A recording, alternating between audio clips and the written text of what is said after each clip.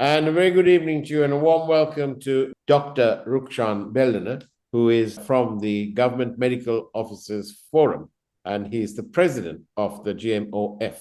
Basically, Dr. Bellana, I wanted to ask you, there's great consternation about the state of Sri Lanka's National Health Service, the non-availability of drugs and so on and so forth.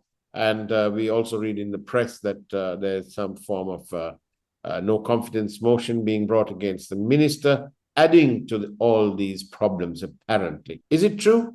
Are we really experiencing a shortage of drugs, how did we end up in this situation?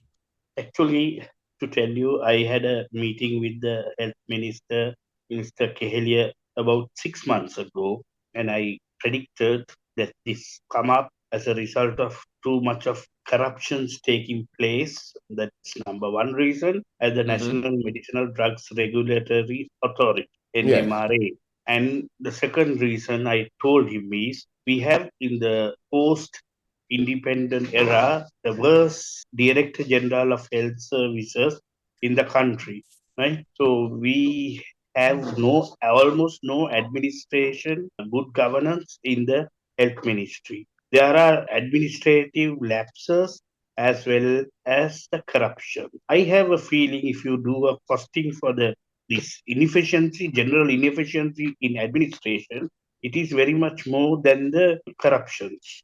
So corruptions, on top of it, a general inefficiency have caused the situation where even the drugs are going to be dangerous to be administered.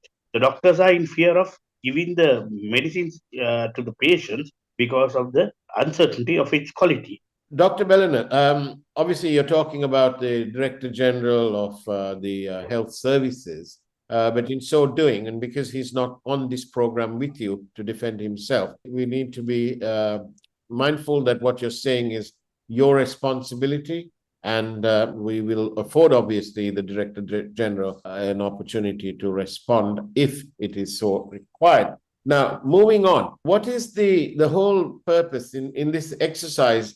Isn't it the ministry secretary who is the chief accounting officer for any purchases made by the ministry? And therefore, doesn't the secretary to the ministry, isn't there an obligation on his part, or whoever the secretary is, or he or she, to ensure that quality standards are met? What is the NMRA doing about this? Yeah, the NMRA is the most corrupt organization in the country as per our of organization GMOF, and we have revealed so many corruptions. It has given no objection letters for 785 number of drugs to be imported to the country for the past 1 year, and that 785 number of medicines are the reason that have caused allergic reactions and a lot of other side effects, leave alone the ineffectiveness, inefficacy of the drug. But we don't know about that. We have no data on that. But we know one thing daily people are dying, children, elders, young girls, young boys are dying because of the side effects of these drugs. Number one is that, and number two is chief accounting officer has nothing to be accountable well for the purchases that we do unless we report to him of quality failures. There are technical guys who should provide technical reports to the health secretary in order for him to stop it. And the technical head of the health ministry is none other than Director General of Health Services. And the health minister will be guided by, of course, both of them.